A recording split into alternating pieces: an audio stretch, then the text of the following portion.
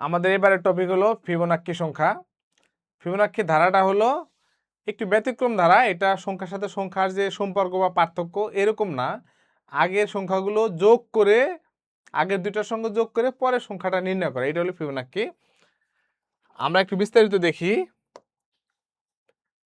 প্রথম দুইটা সংখ্যা এখানে ফিক্সড। প্রথম দুইটা সংখ্যার ক্ষেত্রে কোনো রুলস দেখার দরকার নেই। প্রথম দুইটা হলো ফিক্সড।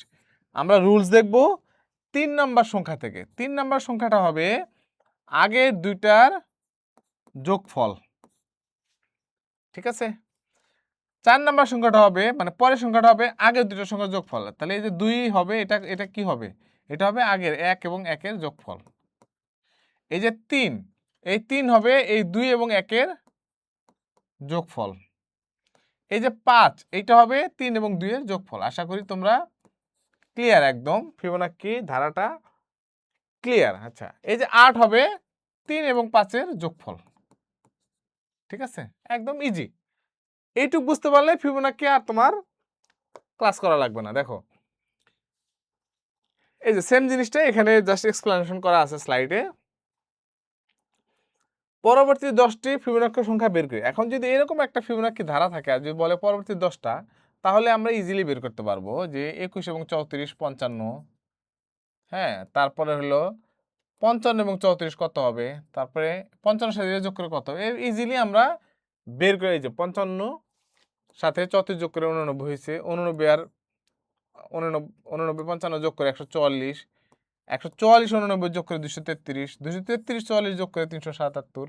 তাহলে এইভাবে কিন্তু আমরা 10টা কেন 20টা 50টাও কিন্তু বের করতে পারবো, কোনো প্রবলেম নাই।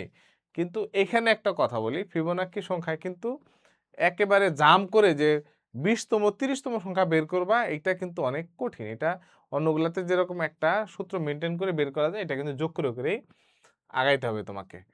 আচ্ছা, এইখানে দেখো প্যাটার্নটি পরবর্তী সংখ্যা কত, তাহলে এইটা আমরা আগে দেখবো যে কোনো ফিবোনাক্কি ধারা মেনটেন করতেছে কিনা। হ্যাঁ, এই যে প্রথম দুটো ফিক্সড, প্রথম দুটো নিয়ে কোনো চিন্তা করার দরকার নেই। 6টা কি হয়েছে 1 এবং 5 এর যোগফল, 11 হয়েছে 6 এবং 5 এর যোগফল, 17 হয়েছে 6 এবং 11 যোগফল, 28 হয়েছে 11 তো যোগফল। তাহলে পরবর্তী কি হবে যে এটার দুইটার যোগফল 45, তাহলে অ্যান্সার হবে 45। ঠিক আছে, বুঝতে পারছো তোমরা? আচ্ছা, 0 1 1 2 3 যে ফিবোনাক্কি ধারা, তাহলে নবম পদ কত? এই যে নবম পদ আমরা বের করতে করতে যাব।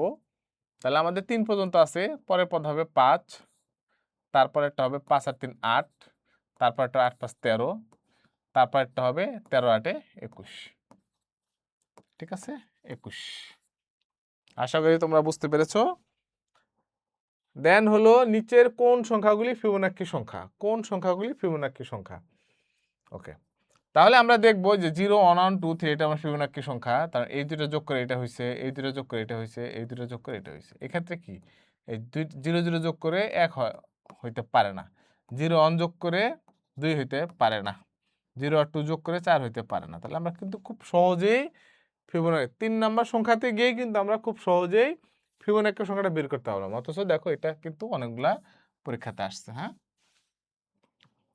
খুব সহজ অঙ্ক।